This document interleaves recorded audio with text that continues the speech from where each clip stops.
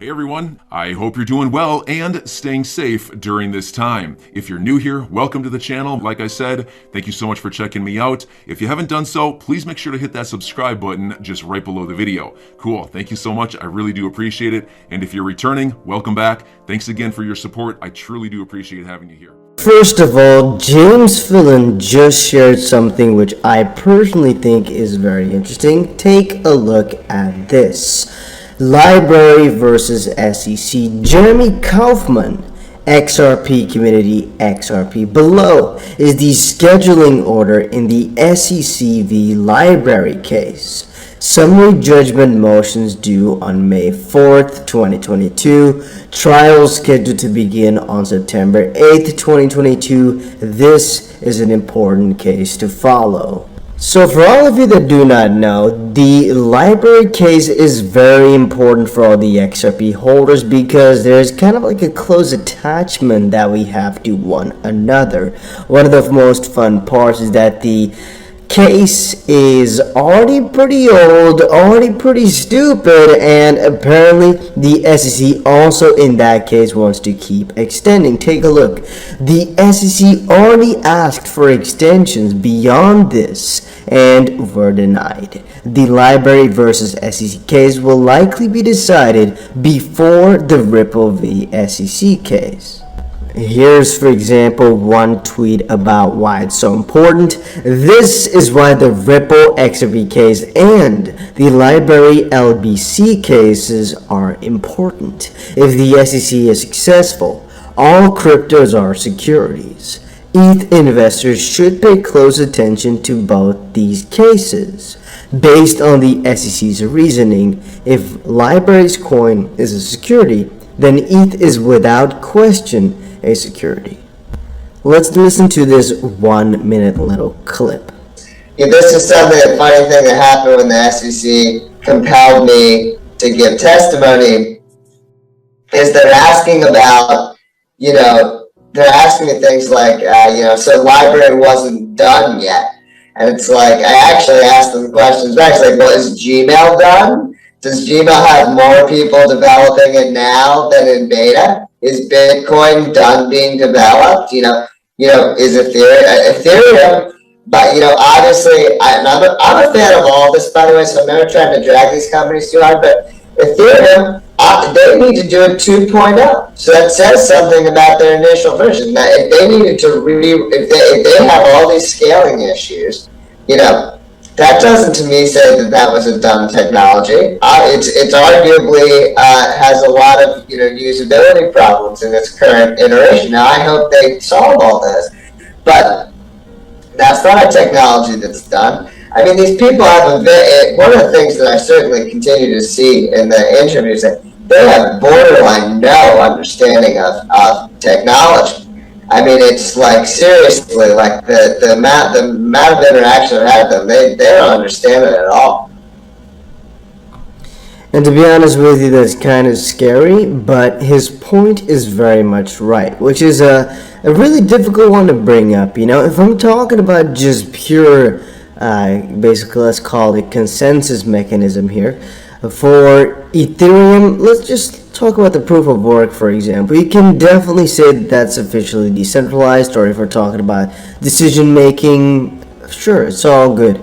However, if we're talking about how far into the process are they of having a finished product, yeah, that I think is a different battle, but also a very difficult thing to answer, because what really is a final product? It's just, we're talking states of anything really, and I would say that you can only kind of call something about the current or potentially the past, if that even exists. So about the future and where it's headed and what they're working towards, why would that matter? It's all about what is it now, where is it now, and that it's going to have to develop. No, I don't think that should matter, because nothing indeed is ever finished when it comes to technology, kind of. Now, LBRY here said, here's the actual back and forth between Jeremy Kaufman and SEC on whether blockchain technology is done. And I don't even want to cover this kind of, because it's like, you want to kind of look at it like this, because it's so cringy. Well, why do you need to expand the productivity of LBRY in 2018? Answer, do you think people worked for Gmail when it was in beta or today? More people. The question, I can use my logic and probably say that more people. That is actually a good question. Probably more people work on the Gmail team today than when it was in beta, question mark. He says, so a similar thing here. It's kind of interesting how he has to say, I can use my logic and probably that of course more people are working on it now with almost anything.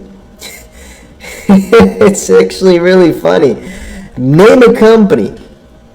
Are they smaller or bigger than they were at one point or another? Some will be smaller, yes, but for the majority of these things, if they're growing, if their plan is to continue on with their business, well, they're most likely gonna. You guys understand what I mean. I'm gonna kind of explain myself in a stupid way here, but you guys understand what I'm trying to say.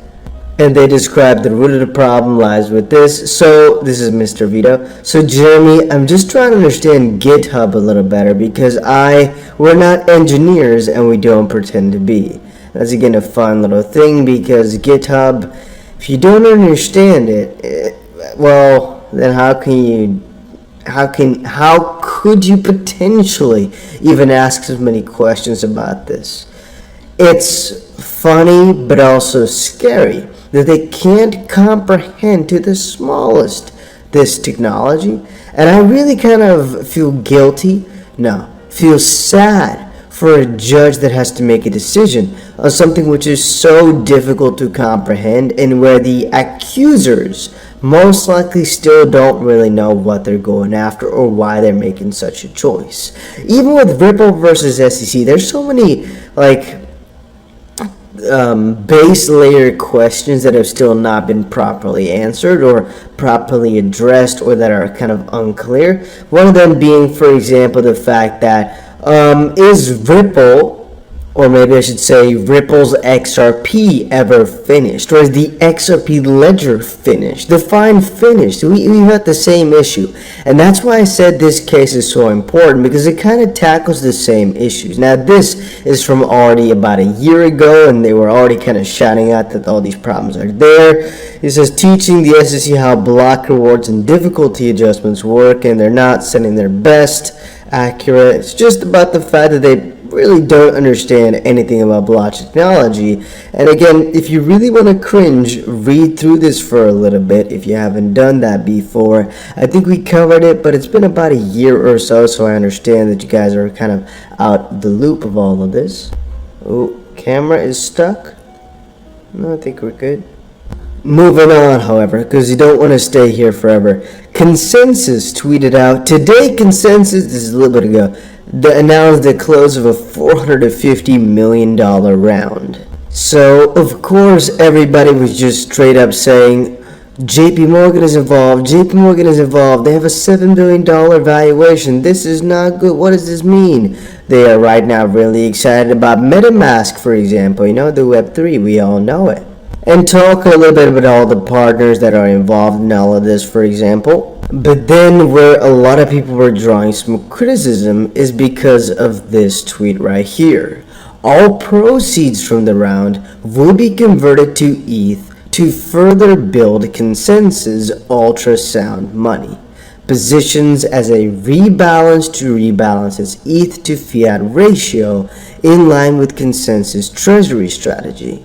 Let's just conclude like this. People are really not that happy that Consensus is kind of working on ETH, working this closely with ETH, plus then the JP Morgan, plus then the MetaMask. Everything is kind of coming together now yet again after the whole question of developing was brought up at the LBRY case. It's just this comparison is rather interesting, and even though I'm never going to kind of numb down on ETH and say it's bad or even that the connections are bad, it is an interesting one. Then, this is really funny to me, guys. Take a look. SEC Commissioner Allison Lee announces her departure. She could feel the massive loss incoming. SEC Commissioner Allison Lee announces her departure from the SEC I just thought it was kind of fun. Now, officially, her term is up. It's not really crazy that she's like leaving because she really thinks it's good. We don't know, but it's just a little fun thing, you know? I would say it's kind of fun to think about the fact that these guys are just gonna quickly get out a couple of months before the lawsuit is over, because otherwise you'd have a really big loss on your record. It's just something fun I think about. At the end of the day, we can never be sure. Nor does it really matter for us. Even if all the SEC members were to kind of quit, there'd be new people who'd be put into office that most likely still would commit to the SEC goal, so the case would still develop. It'd just be different lawyers that had the loss on their name.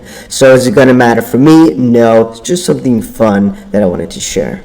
There's another article I should share about LBRY, or actually a little discussion.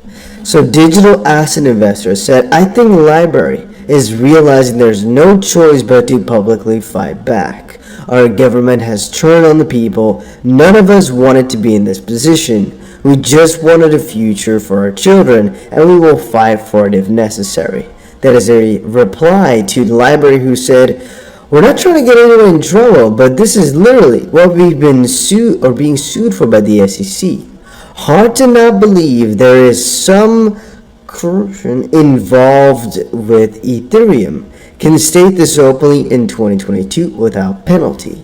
Again, Jodney replying, I'm astonished that industry leaders haven't been more vocal about the LBRY case. Ripple is a major player and has deeper pockets to defend with.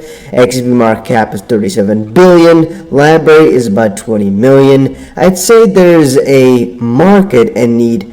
Let's not read the rest of that just to be sure. And if you're wondering where this is all connecting, it's actually what I just told you guys about a second ago, which is the whole consensus ordeal.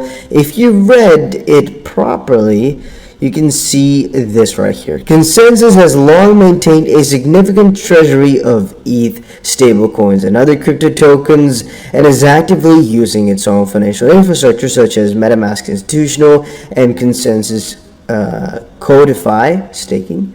Funding will also support the rapid expansion of MetaMask with a major redesign scheduled for release in later 2022, as well as the rollout of a plug-in extensibility system that will allow integration with a wide variety of blockchain protocols and account security schemes.